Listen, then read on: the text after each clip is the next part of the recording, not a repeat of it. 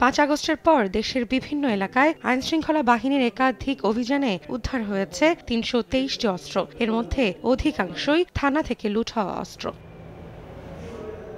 বৃহস্পতিবার দুপুরে রাজধানীর কারণ বাজারে র্যাব মিডিয়া সেন্টারে আয়োজিত সংবাদ সম্মেলনে সংস্থাটি জানায়, গত কয়েক মাসে রাজধানী সহ দেশের বিভিন্ন স্থান থেকে উদ্ধার করা হয়েছে 93টি অস্ত্র ও 150টি ম্যাগাজিন। পাশাপাশি যৌথ অভিযানে জব্দ করা হয়েছে প্রায় 20,000 গোলাবারুদ। এই ঘটনার সাথে যারা সম্পৃক্ত আছে আমরা তাদেরকে গ্রেপ্তার করে আইনের আওতায় নিয়ে আসতে পারব।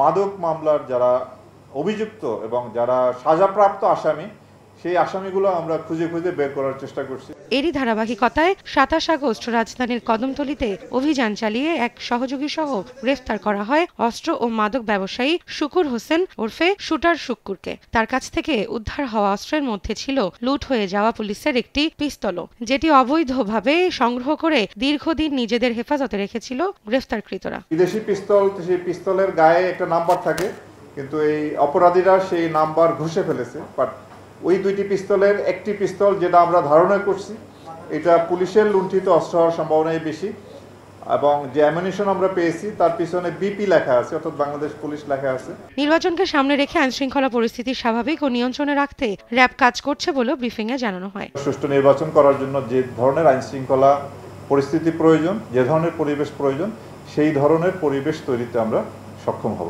রৌনক নিয়ন্তা, সময় সংবাদ, ঢাকা।